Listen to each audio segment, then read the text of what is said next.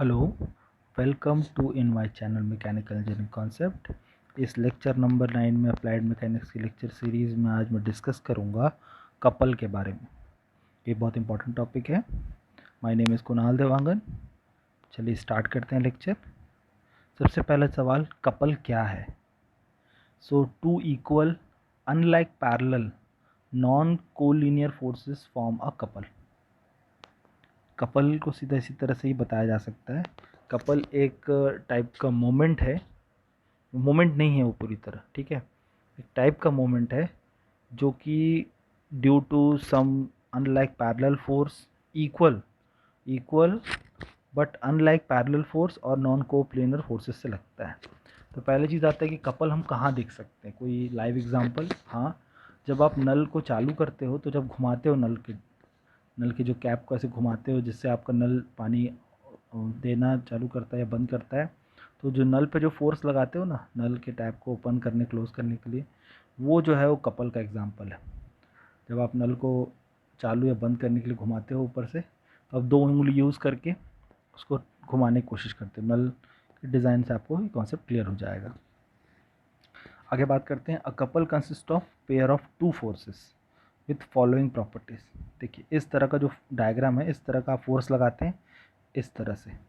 Okay, ये जो diagram आपको दिख रहा है, दोनों फोर्सेस के बीच कुछ डिस्टेंस रहता है और दोनों फोर्सेस सेम इक्वल मैग्नीट्यूड की रहती है, बट कोलिनियर नहीं होती और पैरेलल भी कई बार नहीं होती हैं। हो सकती है पैरेलल, बट ज़रूरी नहीं कि हमेशा पैरेलल हो, ठीक है। उनकी प्रॉपर्टीज़ क्या होती हैं? तो इक्वल मैग्नीट्यूड और अपोजिट डायरेक्शन के दो फोर्सेस होंगे। Equal magnitude P1 P2 but direction opposite है। Act along parallel lines of action, not necessary but depends condition के ऊपर।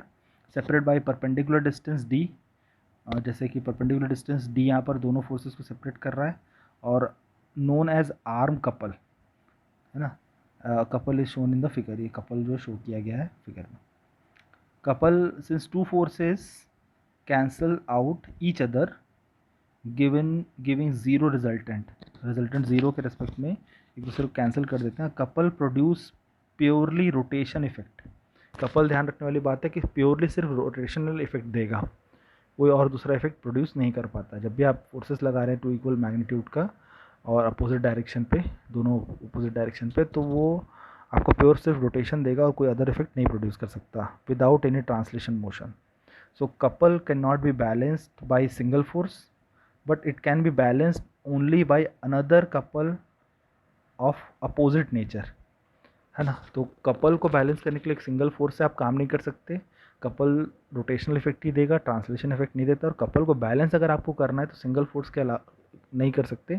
सिंगल फोर्स के अदर देन कोई ऑप्शन है क्या? हाँ, सिंगल फोर्स के अदर देन एक ऑप्शन है आपके पास, वो है कि आप सिमिलर नेचर का कपल अपोजिट नेचर का सेम मैग्नीट्यूड का एक कपल वहाँ पर बैलेंस के लिए लगा सकते हैं।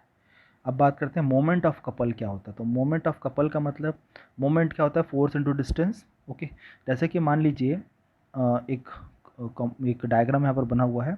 एक बार है जिसमें 2 पॉइंट ए बी शो हो रहे हैं, दो फोर्सेस P लग रहे हैं। एक लग रहा है AB के बीच में P फोर्स, और एक B के फार एंड पे P फोर्स लग रहा है। पॉइंट A से P का डिस्टेंस जो है D2 है, जो B से फार डिस्टेंस पे है, A से और फार डिस्टेंस पे है, और P जो है A से D1 डिस्टेंस पे, और दोनों P के बीच का डिस्टेंस, दोनों कपलिंग फोर्स के बीच का डिस्टेंस D दिया हुआ है। अब अगर मुझे मोमेंट निकालना है तो यहाँ पर थोड़ी सी चीज़ें ऑब्जर्व करने वाली हैं कि जो D किसी एक पॉइंट के अबाउट अगर मैं निकालना चाहता हूँ, तो जैसे अगर A के अबाउट मोमेंट निकालना चाहता हूँ, मतलब क्या है कि मतलब ये निकलता है कि मैं पॉइंट A को होल्ड करके रखा हूँ, और पॉइंट A को अगर होल्ड करके इस फोर्स P को लगाता हूँ, दोनों फोर्सेस P को अप्लाई करता हूँ, तो इस पॉइंट A के अबाउट ये P इस पर्टिकुलर रॉड को नीचे की तरफ पुश करेगा, और ये P इस रॉड को ऊपर की तरफ। ये रॉड इस तरह से नीचे भी जा सकता है इस फोर्स के कारण, और इस फोर्स के कारण ऊपर की तरफ जाएगा।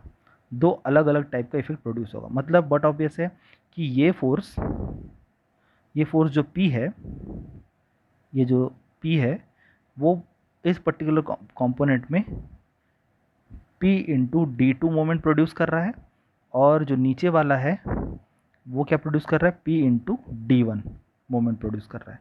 अगर ये काउंटर क्लॉकवाइज जिसको मैं पॉजिटिव लेता हूँ और P इंटू डी वन जो है क्लॉकवाइज है जिसको मैं नेगेटिव लेता हूँ, तो मोमेंट अबाउट ए कितना हो जाएगा? मोमेंट अबाउट ए लिख सकता हूँ मैं क्या, M A is equal to P into D two, P into D two this distance minus इसलिए क्योंकि ये क्लॉकवाइज इफेक्ट दे रहा है और क्लॉकवाइज को हम जो मोमेंट का कंसिडरेशन लेते हैं तो क्लॉकवाइज के लिए नेगेटिव साइन लिया जाता है, तो p into D one negative आ जाएगी value, p into D one distance negative. Okay, जब इसको मैं कॉमन लेता हूँ तो p into D two minus D one लिख सकता हूँ। अब अगर यहाँ पर सिंपल मैथमेटिक्स में लगाऊँ इस पर्टिकुलर डायग्राम में, तो अगर आपका ये डिस्टेंस इतना d2 है और ये अगर डिस्टेंस d1 है, तो रिमेनिंग डिस्टेंस अगर इन दोनों के बेसिस में निकालना तो कितना आएगा? इस d2 डिस्टेंस में इस d1 को मैं घटा दूं तो कितना बचेगा? यहाँ पर सिर्फ इतना बचेगा। यहाँ अगर मैं d ना लेकर सिर्फ क्या लिख दूं, d2 माइनस डी वन लिखना चाहूँ तो लिख सकता हूँ। बिल्कुल, ये डिस्टेंस कितना लिख सकता हूँ मैं, d2 माइनस डी वन। और d2 माइनस डी वन मैंने एज्यूम क्या किया यहाँ पर d, तो d2 माइनस डी वन क्या लिख सकता हूँ d, तो मेरा मोमेंट अबाउट a कितना हो जाएगा, 4p into D distance. Okay, तो the moment of couple is the product of magnitude of one of the force and the arm of the couple. तो इस तरह से आप कॉन्सेप्ट को निकाल सकते हैं इस पर्टिकुलर डायग्राम के लिए, इस पर्टिकुलर कंडीशन के लिए। पॉइंट ए के अबाउट अगर आपको मोमेंट निकालना है, कपल लगा हुआ है, तो आप इस तरह निकाल सकते हैं। नाउ मोमेंट ऑफ कपल का मतलब क्या निकलेगा? अगर उसी पर्टिकुलर कंडीशन पे अगर मैं मोमेंट बी के अबाउट लेता हूँ, मान लीजिए मैंने ए के अबाउट एक पॉइंट कंसिडर किया था, अब ए की जगह मैं बी पॉइंट कंसिडर करता हूँ मोमेंट के लिए, तो आप ध्यान देंगे ये पॉइंट बी के अबाउट ये पी जो है, इस पॉइंट बी को मैं होल्ड करके रखा हूँ। मान लीजिए पहले ए को पकड़ के रखा था, बी को पकड़ लिया, पी फोर्स लगाऊंगा अगर, तो इस पी के अबाउट ये इस रॉड को इस तरह घुमा देगा, ऐसा कुछ मूव कर देगा। ओके, और अगर मैं इस बी को होल्ड कर रखूँ और अब इस फोर्स को लगाता हूँ, तो ये क्या करेगा, ये भी ऑब्जेक्ट को सिमिलर डायरेक्शन पे इस तरह से मूव कर देगा। मतलब ऑब्वियस है कि दोनों मोमेंट का इफेक्ट सेम डायरेक्शन पे ऐड कर रहा है। अब ध्यान देने वाली बात यह है कि मोमेंट जो है आपको नेगेटिव लेना है, क्लॉकवाइज एंटी क्लॉकवाइज, वो डिपेंड करेगा किस पॉइंट के रेफरेंस में आप उस मोमेंट को कैलकुलेट कर रहे हैं। पहले यही मोमेंट आपका नेगेटिव और ये पॉजिटिव दे रहा था ए के अबाउट, अब बी के अबाउट वो इफेक्ट चेंज हो गया है। ठीक है, तो कंसिडरेशन बहुत इंपॉर्टेंट है। तो बी के अबाउट अगर मैं लेता हूँ तो दोनों मोमेंट सेम हो जाएंगे। ठीक है, दोनों मोमेंट का डायरेक्शन सेम हो जाएगा काउंटर क्लॉकवाइज। अब मान लेते हैं कि यहाँ से यहाँ तक का डिस्टेंस जो है, ए बी से इस फोर्स का डिस्टेंस और बी से इस फोर्स का डिस्टेंस दोनों d/2 पे है, तो जिसका सम जो है टोटल d आ गया डिस्टेंस यहाँ से यहाँ तक, ये यहाँ से यहाँ तक। ओके, तो इस कंडीशन पे अगर मैं मोमेंट लगाता हूँ, मोमेंट अबाउट b, तो p into D two plus p into D two, दोनों क्लॉकवाइज लग रहे हैं, फोर्स इंटू डिस्टेंस, डिस्टेंस जो है b के अबाउट ले रहा हूँ। ओके, और p कॉमन लेता हूँ, d/2, तो mb is equal to p into D. इससे क्या समझ में आ रहा है? मोमेंट अबाउट ए के अबाउट अगर मैं ए को होल्ड करके फोर्स को लगाता हूँ, उस तरह का कपल का कंडीशन लगाता हूँ, चाहे बी को होल्ड करके सिमिलर फोर्स का कन्फिग्रेशन लगाता हूँ, तो उस बॉडी में सिमिलर इफेक्ट प्रोड्यूस होगा। जो मोमेंट आएगा उस कपल के कारण, वो उस पर्टिकुलर पॉइंट ए के अबाउट हो चाहे पॉइंट बी के अबाउट हो, एम मोमेंट अबाउट बी और मोमेंट अबाउट चाहे ए हो, वो सिमिलर इफेक्ट प्रोड्यूस करेंगे। इससे ये कॉन्सेप्ट आपको समझ में आना चाहिए। तो नोट मैंने लिखा, it is important to note that here the couple does not have moment centre. Couple का कोई मोमेंट सेंटर नहीं होता। ऐसा नहीं कि ए के अबाउट अलग वैल्यू दे रहा है, बी के अबाउट अलग, ए और बी दोनों के अबाउट सेम वैल्यू दे रहा है, लाइक मोमेंट ऑफ फोर्स। ठीक है, मोमेंट ऑफ फोर्स की तरह मोमेंट क्या बोलते हैं, कपल का कोई मोमेंट सेंटर नहीं होता। So a couple has same moment about all points, same moment about all points. तो कपल का जो किसी भी पॉइंट के अबाउट मोमेंट जो है वो सेम होता है। बहुत इंपॉर्टेंट ऑब्जेक्टिव क्वेश्चन के लिए एक क्वेश्चन बनता है कि क्या वैल्यू हो सकती है किसी कपल की मोमेंट के अबाउट। एक दो पॉइंट दे देगा, सेम हो सकती है, ज़्यादा हो सकती है किसी पॉइंट के अबाउट किसी कंपैरिजन में, किसी की कम हो सकती है किसी ज़्यादा के कंपैरिजन में, एन ऑफ द अबव। तो सभी पॉइंट के अबाउट किसी अगर बॉडी में कपल लग रहा है, तो किसी भी पॉइंट के अबाउट, कोई भी पिवोटेड पॉइंट लेता हूँ, कोई भी फिक्स पॉइंट लेता हूँ जिसके अबाउट मैं मोमेंट निकालना चाहता हूँ, हर पॉइंट के अबाउट कपल की वैल्यू, कपल के मोमेंट की वैल्यू सेम होगी unlike the moment of force के। अब मान लीजिए फोर्स कपल सिस्टम मुझे समझना है, तो concept of couple is useful for application of parallel transfer of force. जैसे कि आपको पता है जब आप नल को घुमाते हैं, नल के टूटी को जब घुमाते हैं कि भाई आपको पानी चाहिए नहीं चाहिए, पानी को ऑन करना ऑफ करना है, पानी सप्लाई रोकना है चालू करना है, तो आप करते क्या है कि पैरेलल फोर्स लगाते हैं। तो जब पैरेलल फोर्स एप्लीकेशन होगा तभी मैं कपल के कॉन्सेप्ट को यूज़ करता हूँ। रेफरेंस हम डायग्राम का यूज़ कर सकते हैं, ये देखिए।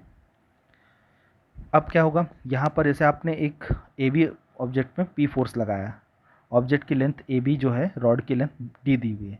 अब आप क्या कर सकते हैं, ए के अबाउट तो आपका एक फोर्स लगा हुआ है, बी के अबाउट कोई फोर्स नहीं लगा हुआ, तो आप क्या कर सकते हैं, बी के अबाउट एक डाउनवर्ड फोर्स और एक अपवर्ड फोर्स लगा सकते हैं, बिल्कुल लगा सकते हैं, क्योंकि दोनों इक्वल मैग्नीट्यूड के हैं बस अपोजिट डायरेक्शन के।